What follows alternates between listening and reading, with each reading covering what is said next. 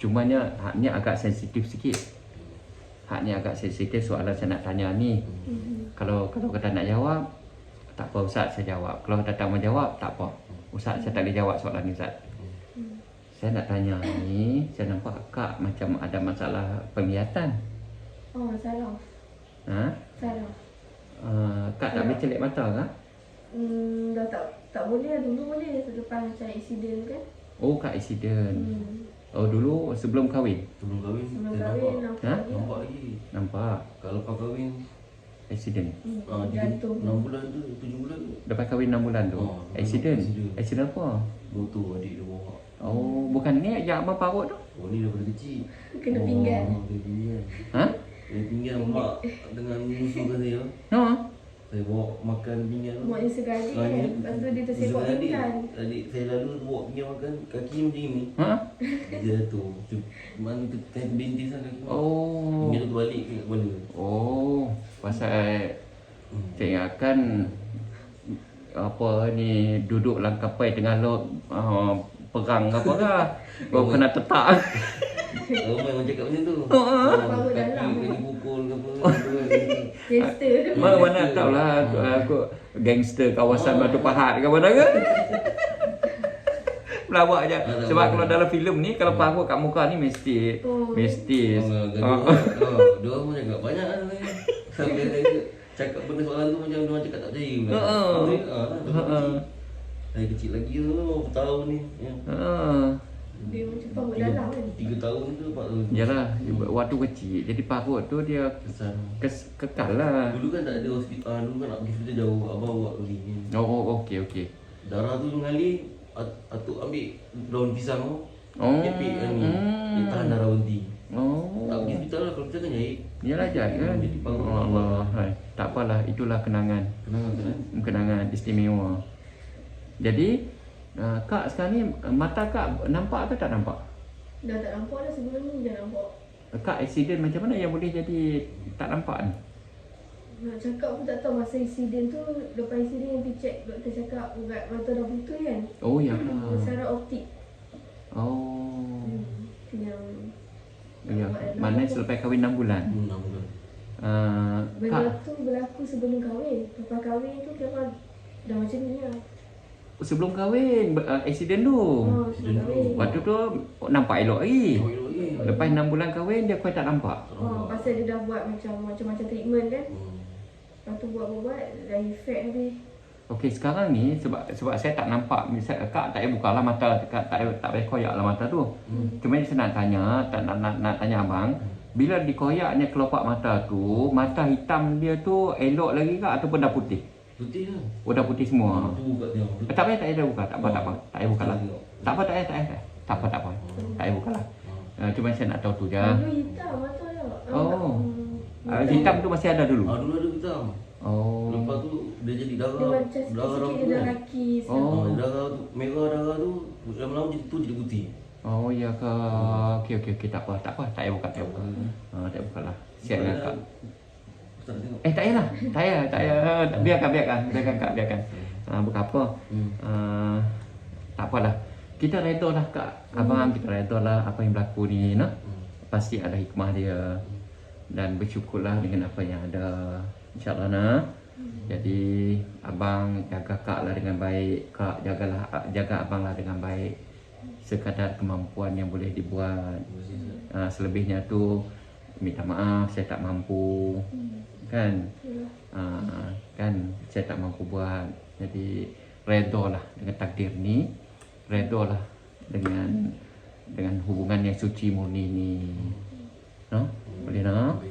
Baik, alhamdulillah. Apapun saya hormati sangat hubungan yang suci murni ni. Nah, jadi percaya dan yakinlah dunia ni hanya sementara saja. Susah pun sementara, senang pun sementara. Yang penting akhirat tu kita berjaya. Pastikan di akhirat nanti kita berjaya lah mengikut garis panduan yang Nabi ajar, Allah dan Rasul ajar. Waktu solat kan, lepas pada tu sibukkan diri dengan zikir, selawat dan istighfar. Untuk gembirakan Allah, gembirakan Nabi. Semoga berkat, semoga rezekinya berkat. Gitulah. Boleh tak kan? Jaga solat itu betul. Jaga masuk waktu je solat. Macam orang lelaki bila masuk waktu je pergi masjid. Masuk waktu je pergi masjid. Orang yang pergi sembahyang di masjid, di mana azan diazankan, pertama sekali Nabi janji, Allah SWT akan angkat kesempitan hidup. Susah. Allah SWT akan angkat kesusahan hidup. Maka Allah Ta'ala akan bagi keberkatan dalam hidup. Keberkatan rezekinya, keberkatan lah. Orang yang jaga sembahyang di mana azan diazankan, iaitu di masjid. Yang keduanya, Allah SWT akan bebaskan siksaan kubur. Hanya kerana sembahyang di mana azan diazankan, iaitu di masjid lah. Yang ketiga, Allah SWT akan bagi buku amalan kita ni, amalan baik buruk kita ni melalui tangan kanan, tanda kejayaan.